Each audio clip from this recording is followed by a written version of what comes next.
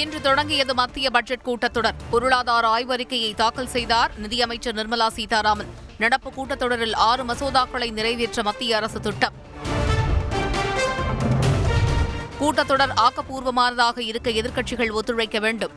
வளர்ச்சியடைந்த பாரதத்தை உருவாக்குவதே எங்களது கனவு என்று பிரதமர் மோடி உறுதி. பாஜக அரசின் 7 ஆண்டுகளில் 70 முறை பல்வேறு தேர்வுகளில் வினாத்தாள் கசிந்துள்ளது. மக்களவையில் காங்கிரஸ் குற்றச்சாட்டு. நீட் தேர்வை ரத்து செய்ய வேண்டும் என திமுக வலியுறுத்தல்.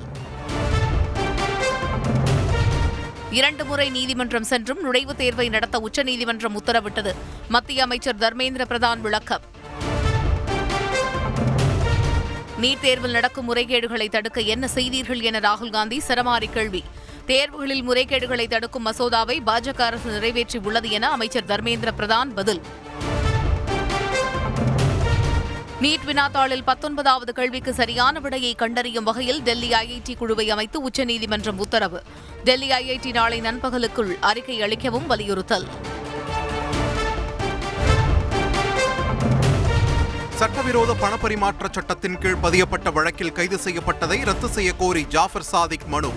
ஜாஃபர் சாதிக் மனுவிற்கு பதிலளிக்க அமலாக்கத்துறைக்கு சென்னை உயர்நீதிமன்றம் உத்தரவு. டெல்லியில் அனைத்து மாநில பாஜக தலைவர்கள் ஆலோசனை கூட்டம் வரும் 25, 26ஆம் தேதிகளில் நடைபெறுவதாக கட்சி தலைமை அறிவிப்பு. ஆந்திர சட்டமன்றத்திற்கு எதிர்ப்பு பதாகைகளுடன் செல்ல முயன்ற ஒய்எஸ்ஆர் காங்கிரஸ் எம்எல்ஏக்கள். பதாகைகளை கிழித்தெறிந்த காவல் அதிகாரியால் பரபரப்பு. வேங்கை வயல் சம்பவம் தொடர்பாக சிபிஐ விசாரணை கோரிய வழக்கு விசாரணையை அடுத்த வாரத்திற்கு தள்ளி வைத்தது சென்னை உயர்நீதிமன்றம். அமெரிக்க அதிபர் வேட்பாளராக பிரச்சாரத்தை தொடங்கினார் கமலா ஹாரிஸ். பைடனின் பிரச்சார செயலகம் கமலா பிரச்சார செயலகம் என பெயர் மாற்றம். டிஎன்பிஎல் தொடரில் திருச்சி கிராண்ட் சோழாஸ், சேப்பாக் சூப்பர் கில்லிஸ் அணிகள் இன்று மோதல். நெல்லையில் இன்னும் சற்று நேரத்தில் போட்டி.